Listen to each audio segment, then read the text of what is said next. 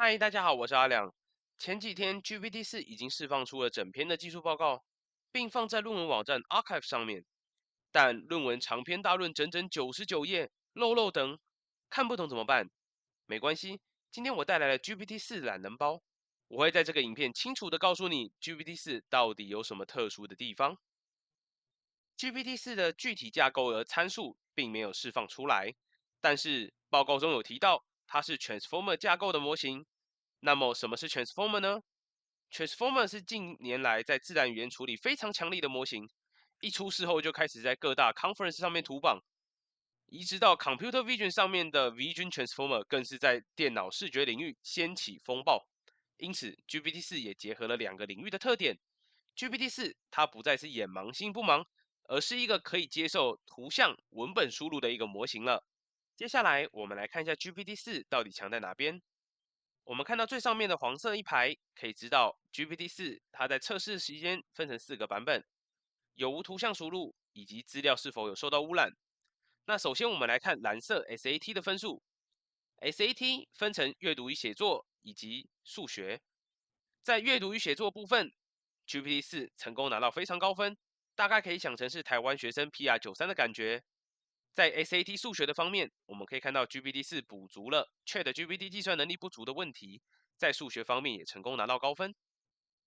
接下来我们来看一下黄色 GRE Verbal 的部分，GPT-4拿到了非常高的成绩，不过这个并不是很意外，应该算是合理的，因为 GPT-4本身对于摘要以及语义理解一直都有很好的表现。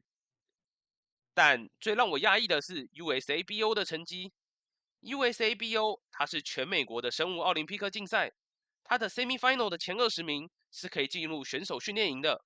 在选手训练营里面的前几名的选手是可以去比 IPO 的，也就是国际生物奥林匹克竞赛。这 GPT-4的实力简直令人无法想象，竟然可以达到这些精英选手中的一趴。蓝色与绿色的地方是 AP Test。AP Test 是美国高中生申请大学的辅助测试，这里考的是大学的先修课程。可以看到，大部分的考试中，GPT-4还是拿下了很好的成绩。当然，跟计算有关的科目成绩还是不太理想。这边还有一个特殊的地方，请注意蓝色的区域。蓝色的区域是高等作文以及文学的方面。GPT-4在高等作文以及文学方面的造诣，看来还是比不过人类的。接下来我们看黄色的区域，黄色的 AMC10以及12可以说是台湾国中数理自由班以及前段学校高中生常常听到的字眼。